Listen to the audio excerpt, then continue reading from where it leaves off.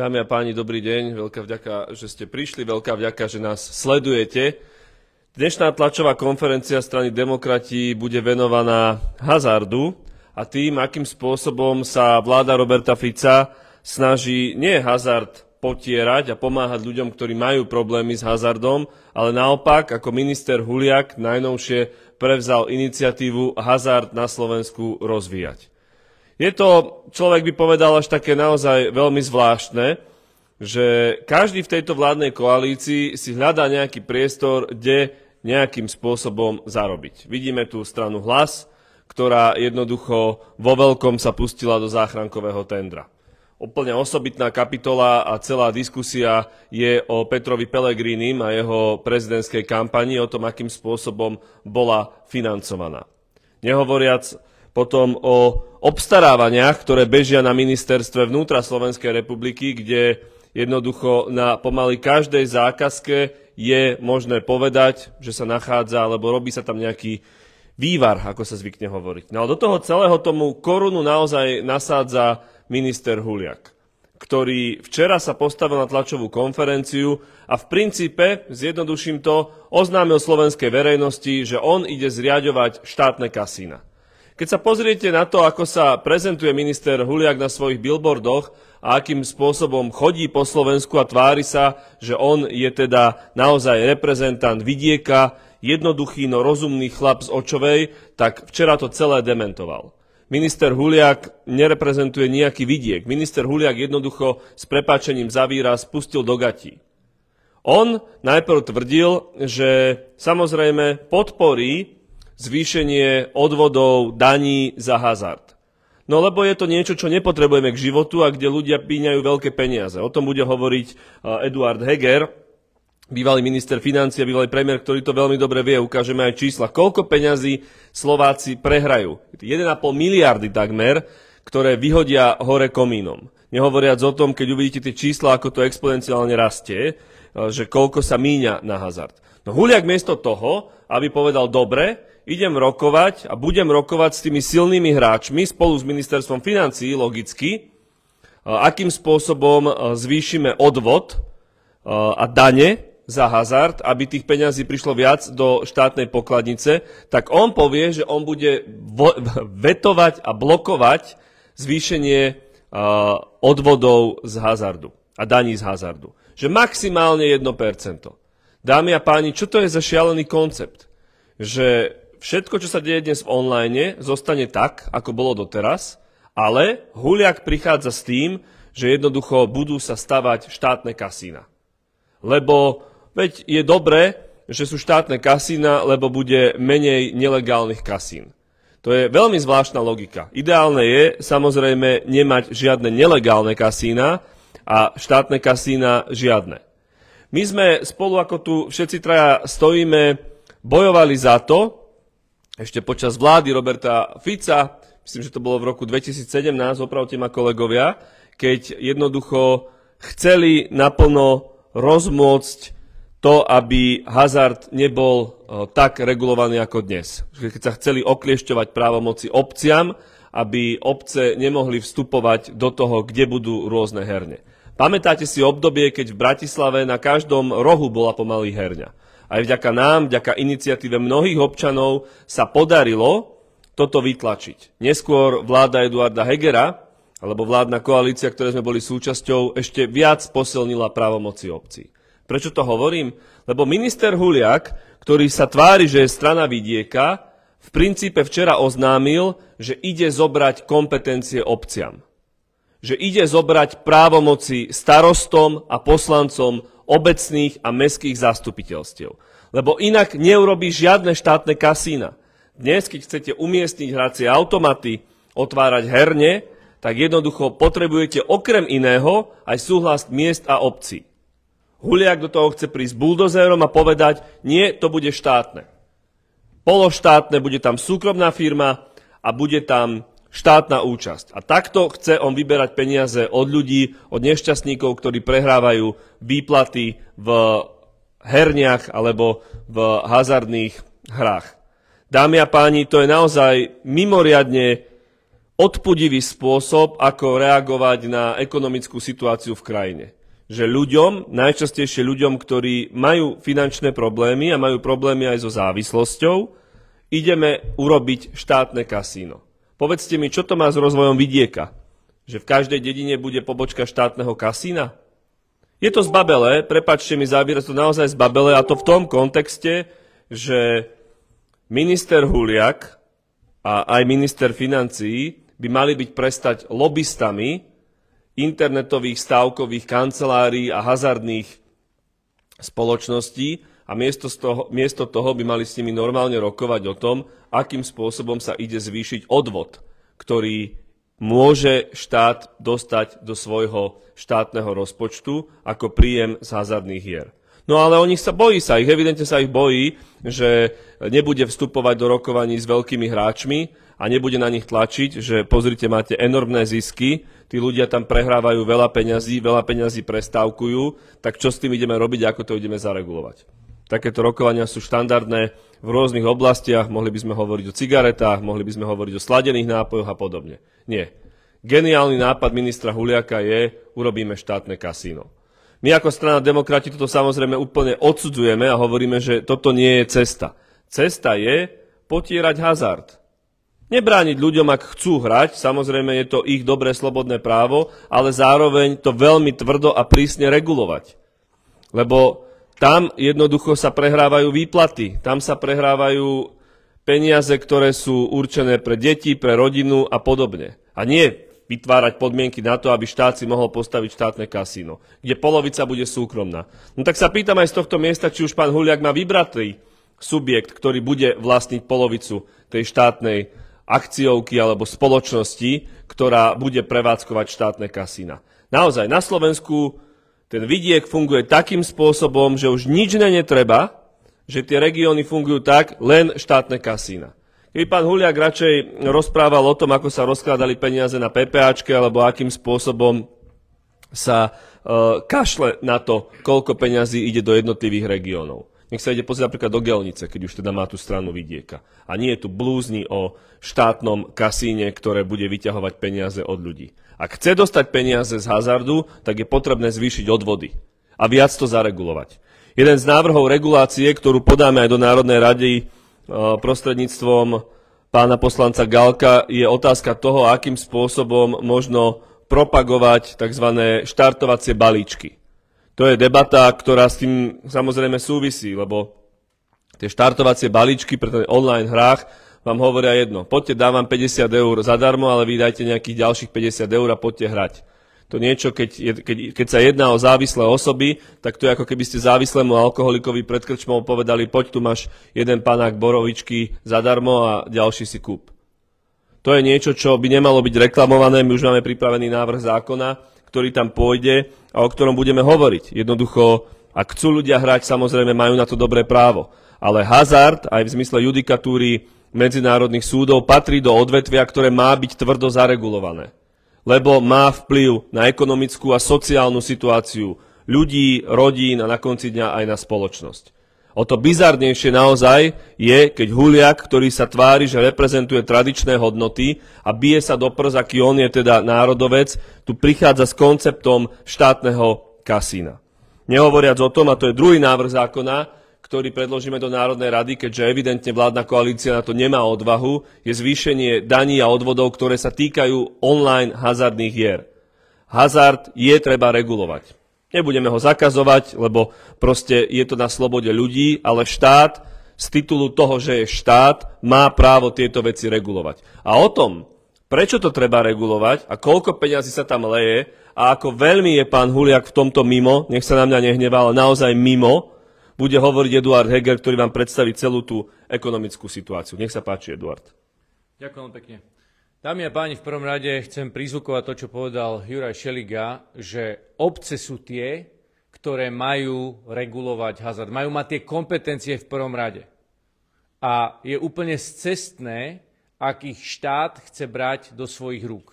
Čiže treba jasne zdôrazniť, že je správne, že obce tie kompetencie majú, a nech štát ani len nerozmýšľa, aby ich bral. Pretože ľudia, ktorí žijú v daných obciach, majú blízko práve k starostovi a vedia si uregulovať na základe toho, ako sa komunita v danej obci dohodne alebo v mestskej časti, tak podľa toho sa môže rozhodnúť.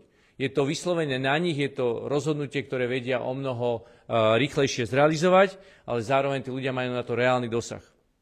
Ak by sa to zobralo štátu, ľudia ostanú bezmocní. Takže druhé, čo chcem prizvukovať a chcem poďakovať aj pánom, ktorí stoja za mňou, lebo boli to ľudia, ktorí práve spolu s občanmi bojovali proti hazardu v čase Ficovej vlády 2016 až 2020. A nebol to ľahký súboj. Občania sa museli jasne postaviť a povedať, že nechceme hazard vo svojich obciach a mestských častiach. Pamätáte si, kde herne boli na každom rohu? Ja si dobre pamätám, ako to bolo v našej mestskej časti Dúbravka napríklad. A dnes áno, môžeme s deťmi chodiť po tej mestskej časti a nemusia sa deti pozerať a pýtať, tatínko, čo je toto tu? A vy im vysvetľujete, že je to herňa, kde ľudia míňajú peniaze. Častokrát spojené s tým, no to by som, nepoviem do detailov. V každom prípade hazard sme zregulovali počas našej vlády výrazne, aby nepostihoval rodiny takou tragédiou, ako to videli sme predtým, za Ficových vlád. Lebo môžeme povedať, že práve počas Ficových vlád firmy podnikajúce v hazarde prekvitali. A vidíme, za chvíľočku vám ukážem dáta, že dnes je to opäť tak. Hazard prekvita. Robert Fico je vo vláde a hazard opäť prekvita. Poprosím prvý slajd a tu vám chceme ukázať, že údaje, ktoré budeme používať, sú štatistické údaje o vývoji trhu hazardných hier v Slovenskej republike, ktoré vydal Úrad pre reguláciu hazardných hier. Čiže to je úrad, ktorý je štátny úrad, nie sú to naše dáta, sú to ich dáta a na tom vám chceme ukázať. Poďme prosím na ďalší slajd. Tu môžete vidieť práve táto bublina, toto je ich prezentácia, my používame ich prezentáciu, koľko prestávkovali Slováci v roku 2024. Koľko prehrali, to hovorí samotný úrad. 1,5 miliardy. Teraz spomeňme si, dnes sa hovorí o tom, že konsolidácia by mala byť na úrovni okolo 2 miliard. 1,5 miliardy, to sú peniaze, zdanené peniaze občanov. To sú z ich vlastných vrecák prestávkovali. Prehrali v stávkach. Len tieto peniaze, keby občania neminuli na stávky a neminuli ich, čiže 6-krát majú väčší zisk ako štátny typos. A to sú všetko peniaze, ktoré idú naozaj že do kanála. Lebo ľudia z toho nemajú absolútne žiadny benefit. Poďme na ďalší slajd, poprosím. Tu vám chceme ukázať, že vidíte, toto je dôležité, internetové kasína. Totižto v roku 2018-19 vybral štát na hazarde, a to vám za chvíľočku ukážeme, 4 miliardy. Dnes vyberá 24 miliard.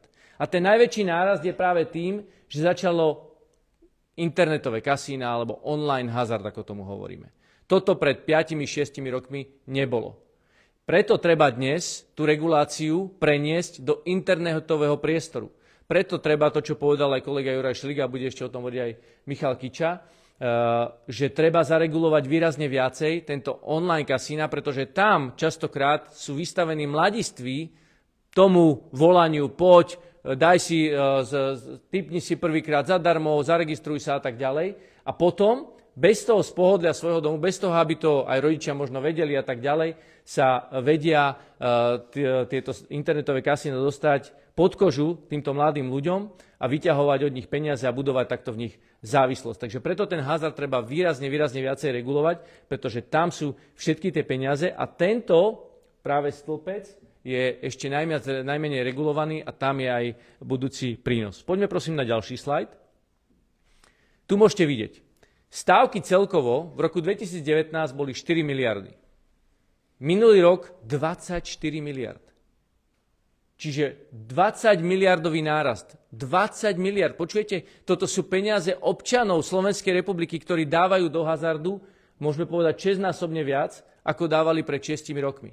Máte pocit, že Slováci za tých 6 rokov tak zbohatli, že môžu dávať 6-násobne viac, o 20 miliard viac do hazardu? No určite nie.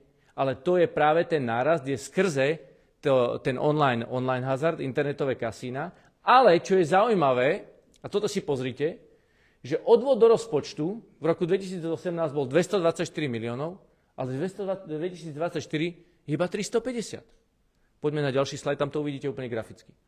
Takže ten prvý je rast stávok. Vidíte, ako prudko vystrelili stávky oproti 4 miliardám 24, ale rast odvodu z 224 na 350.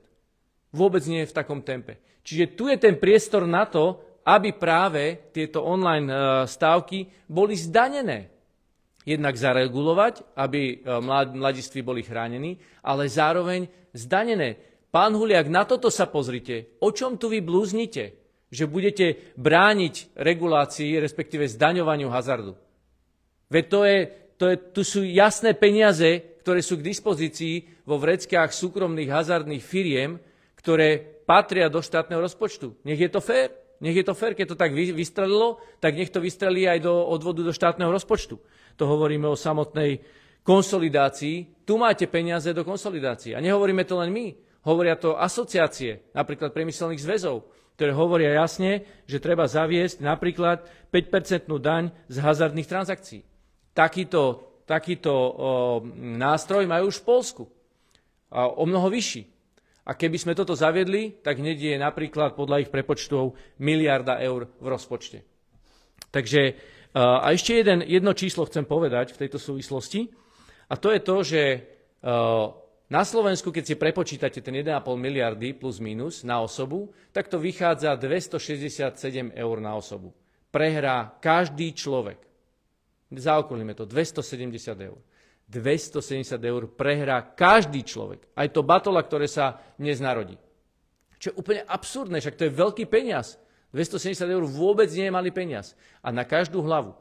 A teraz si pozrime napríklad také Švédsko alebo Spojené kráľovstvo. To sú krajiny, ktoré majú porovnateľné čísla. Dokonca v Spojenom kráľovstve je to 239 eur na osobu. Tak teraz povedzte mi, ako je možné, že v Spojenom kráľovstve tí ľudia minú na hazard na osobu menej ako na Slovensku. Sú tí Slováci naozaj tak bohatí, že si môžu dovoliť míňať toľko peňazí na hazard? Preto jasne hovoríme, hazard ničí rodiny, rozbíja rodiny a preto treba, aby bol správne zaregulovaný, aby sme chránili ľudí od závislosti, ktorá spôsobuje tieto problémy v rodinách. A tí, ktorí hrať chcú, tak nech potom tie zisky tých súkromných firiem, ktoré sú enormné, sú to v desiatkách dokopy viac ako 150 miliónov eur, tak nech sú potom patrične zdanené. Takže my jednoznačne hovoríme, že pán Huliak žiadne, že o 1%, že nedovolíte zvýšiť na najvýš o 1 percentuálny bod. Nie, minimálne o 10 percentuálnych bodov. To je to, čo hovoríme my. Tam sú jasne peniaze ležiace na zemi, ktoré ľudia tam nahádzali cez hazard a patria do štátneho rozpočtu. Toľko za mňa, nech sa páči, pán Michal Kiča. Ďakujem pekne. Ak môžem poprosiť, aby som predsa len na ten slajd, aby sme videli presne pána Huliaka osobne teda, tak ako to predstavoval. Huliakovci sú strana vidieka. Prosím vás pekne, po tomto návrhu, čo včera prezentoval pán Huliak, tak oni sú strana rozvratu vidieka. Ja sa pýtam, čo teda príde, keď on teraz navrhuje štátne herne, štátne kasína, čo príde ďalšie? Štátne krčmy? Štátne nevestince? To je ten výkvet, rozkvet vidieka, vďaka tomu toto spraví? Prosím vás, tu ide o principiálnu vec už, aby štát mal príjem zo štátnych kasín a štátnych herní po tom, čo tu ľudia, ktorí dlhodobo zápasia proti a snažia sa pomôcť ľuďom proti závislostiam, tak štát ide budovať štátne herne a skutočne sa pýtam, či to budú ďalej štátne krčmy a štátne kasína, čím pán Huliak ide rozvíjať vidiek. Vrchný gambler, pán Huliak, môže sa priznať svojim voličom, že on z nich chce spraviť, on chce prehlbovať ich závislosť. Lebo to skutočne, namiesto toho, aby úprimne bojoval proti takýmto neduhom, ktorý áno, bohužiaľ aj na vidieku teda má dosť silné zastúpenie, tak namiesto toho on ide vlastne hazardným prevádzkovateľom hazardných hier pomáhať, dokonca bojovať proti tomu, aby boli zdanení. Ja vám poviem, že čo môže byť takou motiváciou pre pána Huliaka. Pán Huliak chce mať čo najvyššie zisky v typose, preto napríklad aj brzdí to vyššie zdanenie odvodu, tak aby mu tam zostali tieto finančné prostriedky a mohol si cez nich robiť kampaň. Lebo zhodou okolností typos výrazne podporil napríklad folklórne slávnosti v Očovej. Práve v Očovej, kde bol pán Huliak starostom. A takýmto spôsobom on si chce realizovať, lebo teraz má typos pod kontrolou, kampaň za štátne prostriedky. A nehnusí sa mu ani bojovať, aby mal takúto kontrolu proti silnejšej regulácii hazardu, proti vyššiemu zdaneniu. Ja sa pýtam ešte vrchného gamblera na Slovensku, kde tie kasína budú stať? Kde tie herne budú stať? Pretože teraz máte v zákone, ktorý sa podarilo presadiť, obmedzenie také, že obec si určí, či chce alebo nechce mať hazardné hry na svojom území, či tam chce mať herne alebo kasína. Spravíte to tak, že štátne herne a kasína budú z tohto obmedzenia vyňaté? Nebodaj, kde budú tie kasína stať, myslím aj na tých, alebo tie herne, aj na tých pozemkoch? Kde si to budete od koho prenajímať, tieto priestory? Alebo na ktorých pozemkoch to budete budovať? Nebude to jeden obrovský realitný biznis, ktorý sa tu teraz môže rozbehnúť? Lebo to budú lukratívne pozemky v centrách miest, alebo niekde na okrajoch, ale vždy to budú lukratívne pozemky, na ktorých sa to má vybudovať, ktoré si typos bude musieť kúpiť alebo získať k nim nejaký vzťah. A kde skončia teda, u koho skončia tieto lukratívne zákazky na budovanie štátnych herní a štátnych kasín? Je tu ešte jeden rozmer. Ja som zastupoval skupinu poslancov na ústavnom súde a viem veľmi dobre, aké ústavnoprávne rozmery má regulácia hazardu a aj to, akým spôsobom sa štát snažil v minulosti za vlád Roberta Fica obmedzovať právomoc samospráv, aby si regulovali hazard. Ak to pán Huliak spraví tak, ten návrh o tých štátnych kasínach, že nebude môcť obec obmedziť realizáciu štátnych kasín alebo štátnych herní, tak potom to automaticky, a to vám garantujem, napadnú tí neštátni, že predsa tu nie sú rovnaké podmienky na trhu. A vo výsledku môže byť, že táto regulácia, možnosť teda samospráv obmedzovať hazard na svojom území, môže skončiť úplne. Pretože sa povie, že takéto ustanovenie je v rozpore s ústavou. Keď pán Huliak hovorí a teraz sa vydal do tohto dobrodružstva s hazardom, tak ja mám obrovské obavy o to, aký on je vlastne manažér a ako to dopadne, pretože pán Huliak, ktorý sa dlhodobo venuje polovníctvu napríklad, tak prednedávnom dostal už druhú pokutu za to, že porušil zákon pri držbe medvedice, ktorú ulovil. Tak keď takýmto spôsobom, takýto človek, ktorý by mal namiesto realizácie nejakých svojich snov s hazardom a nejakého lobizmu, by si mal toto najskôr upratať. Mal by sa podľa mňa vzdať, a ja ho na to vyzývam, členstva v polovníckych orgánoch, on je by si aj v streleckej komisii, tak tento človek, ktorý nevie ani len zvládnuť zákonný proces toho, čomu sa on dlhodobo venuje, polovníctvu, tak tento človek ide teraz regulovať a predstavovať reguláciu hazardu. Ja som presvedčený, že toto nie je strana rozvoja vidíka, je to strana rozvratu vidíka a vyzývam vrchného gamblera na Slovensku, aby okamžite s týmito iniciatívami skončil. Lebo ja si to viem predstaviť. On bude aj preto, aby prikryl tento lobbying v prospech prevádzkovateľov hazardných hier a zabránil ich väčšiemu zdaneniu, on kľudne bude blokovať aj parlament. Lebo to sú ťažké milióny, ak nie desiatky miliónov, o ktoré ide. Namiesto toho, aby spravil čokoľvek pre rozvoj vidíka na Slovensku, ide ho rozvrátiť. To je pán vrchný gambler, pán Huliak. Ďakujem pekne.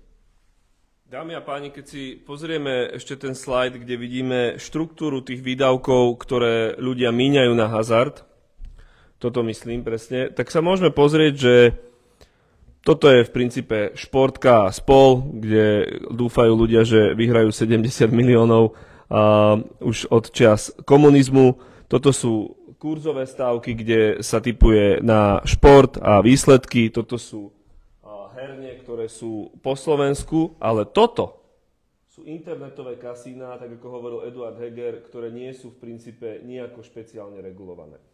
No a tieto dni, keď bude slávna koaličná rada sedieť a rozmýšľať, ako idú zase vytiahnuť peniaze od ľudí, či 25% DPH-čkou, alebo siahnutím na druhý pilier, dávame cteným pánom a dámam z koalície do pozornosti, že tu je 12,18 miliardy eur, ktoré nie sú poriadne regulované. Keby sme tu mali, teraz naozaj hrubé číslo poviem, 10% odvod z transakcií, o ktorom hovoril Eduard Heger, no tak sme na 1,2 miliardy. dámy a páni. Samozrejme je to hrubé číslo. Keby to bol 5% odvod, navýšenie, tak sme na 600 miliónoch. 600 miliónoch. To sú čísla, ktoré vedia naozaj pomôcť štátnemu rozpočtu. A hovorím to preto, že ten nárast je extrémny. Len to si zopakujme, tak ako to Eduard tu ukazoval. My sme sa za pár rokov dostali zo 4 miliárd, to vidíte na tomto slajde, poprosím ďalší slajd, zo 4 miliárd na 24 miliárd. A ten odvod, alebo tie peniaze, ktoré idú do štátneho rozpočtu, z 224 na 350 miliónov. To je extrémny nepomer. A do toho naozaj počúvame blúznenie, prepáčte mi, pán Huliak, ale vaše blúznenie o tom, že idete robiť štátne kasína. Ja by som vám povedal takto, berte to ako nevyžiadanú politickú radu, možno menej počúvajte ľudí okolo pána Kuruca a viac počúvajte svoj zdravý sedliacky rozum, ak vám nejaký zostal. Alebo sa chodte prejsť po Očovej, opýtajte sa chlapov a žien, keď ich stretáte, že či chcú mať v Očovej štátne kasíno. Lebo vy ste takí írečití, porozprávate aj 5., aj cez 9., všetko možné, tak sa chodte porozprávať s ľuďmi, že či chcú kasíno. A teda keď neveríte nám, tak kľudne zájdete za nejakým farárom, lebo aj tým sa hrdíte, aký ste vy národný, hodnotný človek, tak sa opýtajte ich, že či teda toto naozaj pomôže rozvoju tých dedín, miest a obcí a tých komunít. A potom sa pozrite na grafy, predpokladám, že či už pán Kuruc alebo pán Kamenický vám ich radi poskytnú, tak ako ste tu videli na tom slajde, máte 12 miliárd, poprosím ten slajd, máte 12 miliárd, ktoré sú k dispozícii bez toho, aby sme sa dotkli či už športu, typosu alebo herní, ktoré sú dneska v priestore. Internetové kasína. Koho lobista ste, pán Huliak? Koho záujmy reprezentujete? My, tak ako som povedal, v spolupráci s poslancom Galkom dáme návrh zákona do Národnej rady, už je pripravený. Bude sa týkať aj toho, akým spôsobom sú lanárení ľudia do toho, aby išli hrať tie zadarmo dávky a bude sa týkať samozrejme aj odvodov a daní, ktoré súvisia s hazardom.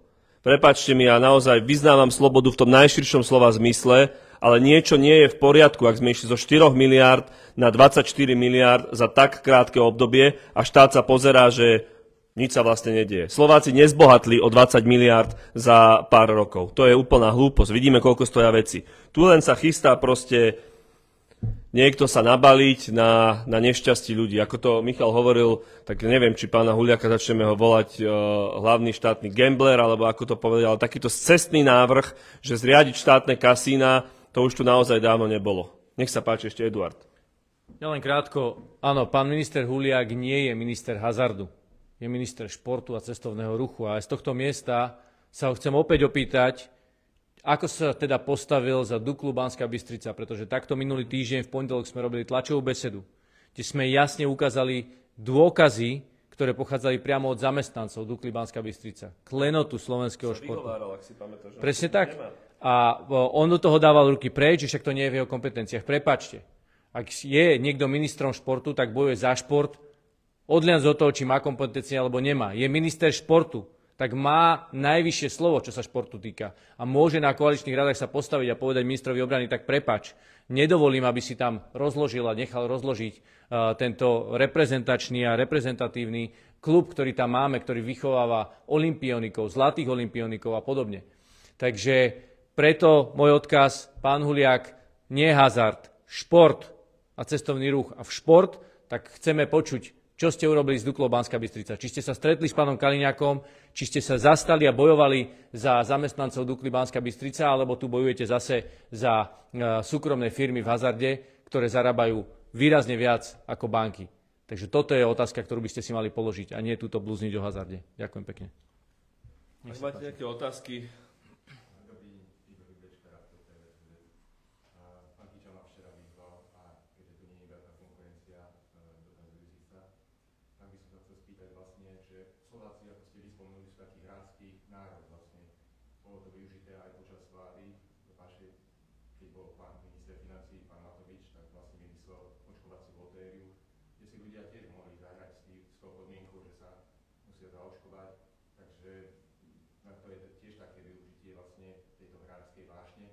ale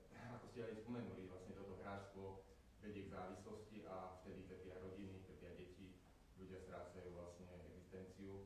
Či nie je lepšie sa zamyslieť nad tým, ako vytvárať prevenciu proti vôbec vzniku takýchto hrátkých vášní a nie stále myslieť na tie peniaze, na tie zisky, že napriek tomu, že ľudia prehrávajú majetky, sa niečo predsa len dostane a ono sa to vráti. Lebo keď som tam videl, tak 22 miliárd ľudia dali do tých hier, nakoniec nejakých 21 miliárd niečo vyhrá, či sa to tam prerozdelí, že predsa len na niekoho sa to šťastie musí nalepiť a to je vlastne tá pointa toho, prečo ľudia hrajú. Myslia si naivne, že predsa len aj keď celý život budú dávať tam peniaze, raz sa tá šťastie nám musí aj na nich nalepiť. Či sa nezamýšľame nad tým, aby tá spoločnosť, však budeme lepšiu spoločnosť, vy ste tiež jedna z demokratických strán, že či to nie je lepšie zamyslieť sa nad tým, ako odbúrať túto hráčskú vášeň. A skôr, ako kedysi boli kampane, radšej si zober loptu a zahraj si futbal, ako si zobrať drogy alebo niečo. Ďakujem pekne za túto doplňujúcu otázku. Začnem tým a potom kolegovia ma môžu kľudne doplniť. Presne tak, treba sa nad tým zamýšľať a nielen sa zamýšľať, ale v tom aj niečo podnikať. Toto je návrh, ktorý prinášame do Národnej rady, ktorý presne ide tým smerom. Ako zabezpečiť ochranu mladistvých, ochranu nových ľudí, ktorí by mohli k hazardu prísť, aby neboli vtiahnutí bez toho, aby si to uvedomili, ale aby tam boli jasné zábrany. Za našich čias, keď sme boli vo vláde, tak sme výrazne zregulovali hazard, a to si zrejme dobre pamätáte. Keď sme boli v opozícii, tak spolu s kolegami a spolu s občanmi, ktorí jasne povedali, že nechceme hazard blízko svojich bydlisk, tak sme dotlačili vtedajšiu koalíciu Roberta Fica, Andreja Danka a ďalších, lebo opäť národniari vtedy by som mohol povedať, že hazard prekvital, takže takí sú to národniari a teraz sa to znovu ukazuje. Takže tá prevencia je úplne kľúčová, ale vidíme, že za ten čas sa veľmi rozmohol práve ten online. A preto prichádzame s tou iniciatívou, lebo vidíme, ako tu vyskakujú reklamy na občanov, či už z mobilných telefónov, alebo aj iným spôsobom a vo výrazne väčšom počte.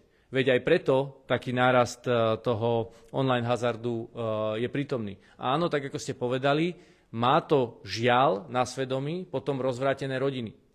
A teraz, ako povedal Juraj Šeliga, veď ľudia, ak si to môžu dovoliť a chcú hrať pre potešenie, v poriadku. Ale ako náhle sa z toho stáva závislosť a ničí to rodiny, tak je to potom záťažou, aj ekonomickou záťažou pre štát. Čiže toto je presne tá korelácia, ktorá tu medzi týmito súvislostiami je. A tu musíme riešiť. Takže prevencia je kľúčová, preto prinášame aj toto opatrenie a budeme ďalej pozorovať, čo vláda robí, ale my sme dnes túto tlačovú besedu práve preto zvolali, že treba kvôli prevencii regulovať a treba zdaniť, pretože tam ležia peniaze. Hovoríme tu o konsolidácii, vláda hovorí o tom, ako potrebuje zase od ľudí vybrať nejaké peniaze, dlh nespláca, oklamala ľudí, lebo hovorila, že potrebuje tú konsolidáciu na to, aby splácala nejaké dlhy po nás. Vidíme, že dlh stále rastie, vyberajú od ľudí stále viacej peňazí, ľudia majú hlbšie do vrecka. Napriek tomu, áno, žiaľ, chudáci míňajú peniaze na hazard, ktoré im potom chýbajú na potraviny, na krúžky, na dovolenky, na čokoľvek. Takže toľko k tomu, ak chcete, kolegovia, doplniť, nech sa páči.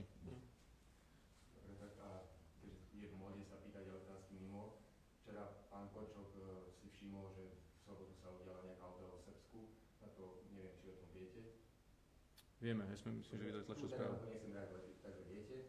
Ale takisto sa udiala aj ďalšia vec. Bolo v pásme Gazy zavraždených 5 novinárov, z toho dve významné osobnosti zo spravodajstva Al Jazeera. Či ste aj toto zachytili? Lebo viete, keď zomrie nejaký novinár alebo zavraždený novinára v východoeurópskej krajine, tak vlastne celý svet sa o tom dozvedá. To, že Izrael počas okupácie, alebo teda počas ničenia Gazy vlastne zavraždil 150 novinárov, tak to sa nejako prehliada.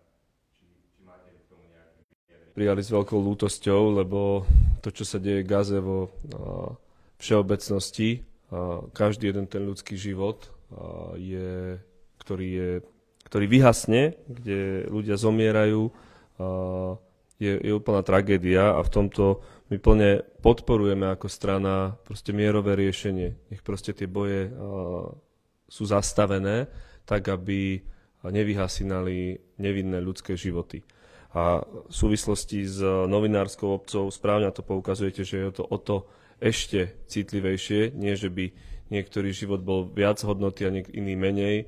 A ak prinášajú spravodajstvo z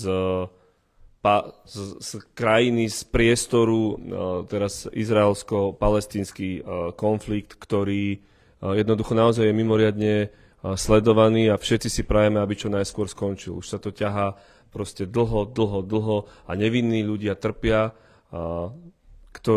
ktorí v princípe naozaj sú rukojemníkmi teroristického Hamasu v tom, že jednoducho aj čo sa týka humanitárnych pomocí, aj čo sa týka peňazí, ktoré tam prúdili, sú zneužívaní a častokrát používaní ako živé štíty. Takže v tomto samozrejme naša ľútosť, náš súcit a náš apel na to, aby tento konflikt čo najskôr skončil.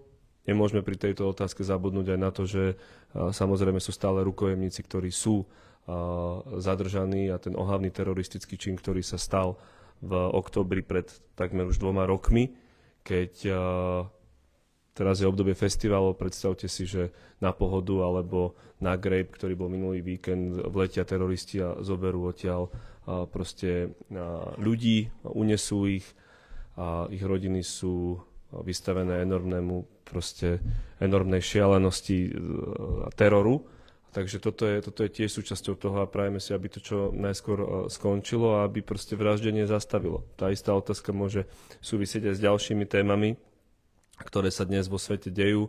Možno jedna poznámka k tomu, čo ste začali vašu otázku, a to súvisí so Srbskom. Je nám ľúto, že vláda Slovenskej republiky už teraz bez ohľadu na to, či je to vláda pravicová alebo ľavicová, proste sa vykašľala na svojich vlastných občanov a až po opozičnom aj našom tlaku na to muselo reagovať ministerstvo zahraničných vecí. My máme za to, že každý, kto je slovenský občan, má mať rovnaké postavenie bez ohľadu na to, či volí demokratu alebo volí Smer. A je naozaj zvláštne, že srbské bezpečnostné jednotky nebránili našich občanov, keď tam bola pokojná výstava. To je niečo, čo takisto, čomu treba venovať pozornosť. Ďakujeme veľmi pekne za otázky, teda špeciálne k hazardu, ale aj ďalšie otázky, sú to mimoriadne dôležité témy. Vidíme sa na ďalších tlačových konferenciách. Ja len som chcel poslednú vec. Čo sa týka aj tej reakcie premiéra, myslím si, že ja ako predseda vlády si neviem predstaviť takúto reakciu. Sú to občania Slovenskej republiky. Ja sa naozaj ostro staviam k tej jeho reakcii, ktorá bola úplne alibistická. Bola teraz zrazu, ako ide...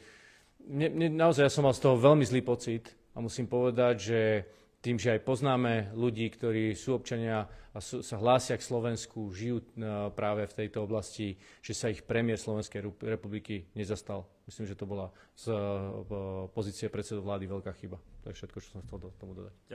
Ďakujem pekne. Môžeme, prepáčte mi, ukončíme tlačovú konferenciu, kľudne zostanete nahrávať a môžete sa potom dopýtať ďalej. Máme trošku ďalší program a môžeme ísť tak. Nech sa páči. Ďakujeme ešte raz. Pán Jurečka tu potom má ešte ďalšie otázky. Ďakujeme, že ste nás sledovali. Pekný deň a vidíme sa na budúce.